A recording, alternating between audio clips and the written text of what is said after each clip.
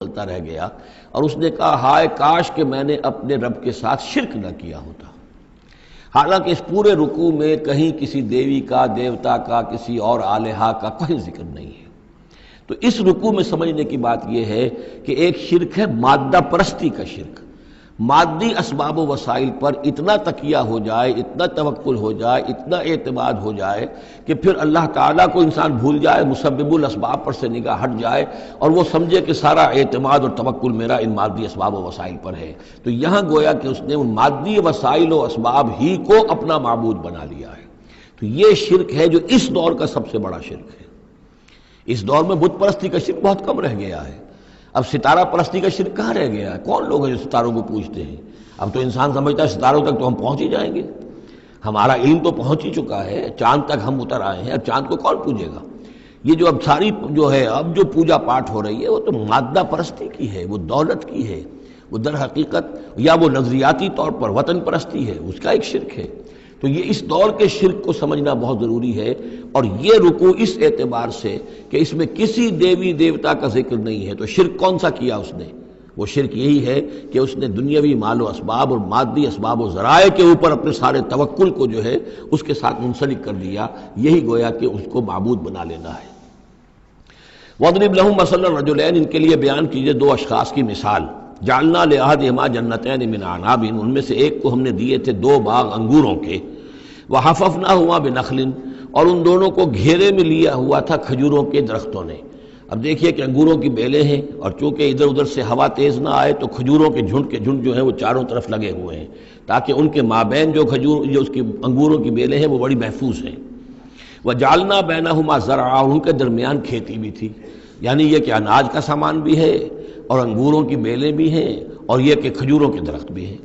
کلتا الجنتین آتت اکلہا، اور وہ دونوں باغات اپنا پھل دیتے تھے، ولم تظلم منہ شیئا، سال بسال پھل آ رہا ہے، سال ہر سال ہو گئے، ہر سال پھل آ رہا ہے، اس میں کوئی کمی نہیں کرتے تھے۔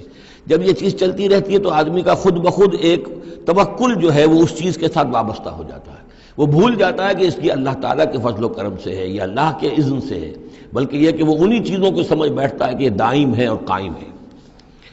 وَفَجَّرْنَا خِلَالَهُمَا نَهْرًا، اور ہم نے ان کے مابین ایک نہر بھی نکال دی تھی، آب پاشی کا بھی پورا نظام موجود ہے۔ وَكَانَ لَهُ ثَمَرٌ، اور اس کے میوے بھی تھے، یعنی یہ بھی تھا کہ باغ جو ہے پھلا ہوا اس وقت، انگور بھی ہیں اور کھجور بھی جو ہے درخت جو ہیں لدے ہوئے ہیں، اور ایک اس کا مفہوم یہ بھی ہے میرے نزدیک جو زیادہ راجح ہے کہ اس کو اولاد بھی اللہ نے خوب دی تھی۔ جیسے درختوں پر پھل لگتا ہے تو انسان کے لیے اس کی اولاد جو ہے اس کے پھل کی حیثیت رکھتے ہیں، تو گویا کہ اس کو اولاد بھی ملی تھی۔ فقال لصاحبہ وہو یحاورہ، تو کہا اس نے اپنے ساتھی سے، ان سے وہ گفتگو کر رہے تھے، آپس میں گفتگو کر رہا، انا اکثر منک مالا واعز نفرا، میں تم سے کہیں بڑھ کر ہوں مال میں اور نفری میں۔ اب یہ نفری کے حوالے سے میں نے کان لہو ثمر، اس کے بیٹے بھی تھے، اولاد بھی تھی، تو اس کے حوالے سے وہ نفری کی بات بھی کر رہا ہے، میرے بازو بھی بہت ہیں۔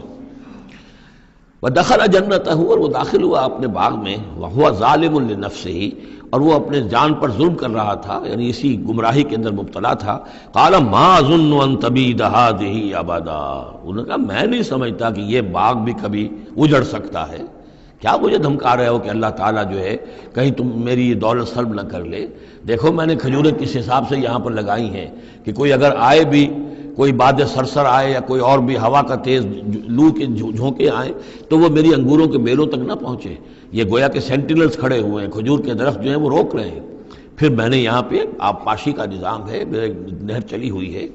ما اظن ان تبید هذه ابدا، میں نہیں سمجھتا کہ میرا یہ باغ جو ہے کبھی یہ کہ برباد بھی ہو سکتا ہے۔ وما اظن الساعة قائمة، اور یہ جو تم قیامت وغیرہ کی بات کر رہے ہو، اول تو میرا گمان نہیں ہے کہ کوئی قیامت کھڑی ہونے والی ہے۔ وما اظن الساعة قائمة، میں نہیں سمجھتا کہ یہ قیامت ہونے والی، ہاں ڈکوسلے سے ہیں، کچھ بڑوں سے سنا تو ہے۔ اور یہ کہ وَلَئِن رُدِدتُّ إِلَىٰ رَبِّي، اگر مجھے لوٹا ہی دیا گیا اپنے رب کے پاس، لَأَجِدَنَّ خَيْرًا مِّنْهَا مُنْقَلَبًا، تو مجھے وہاں لازماً ملے گا بہت بہتر لوٹ کر۔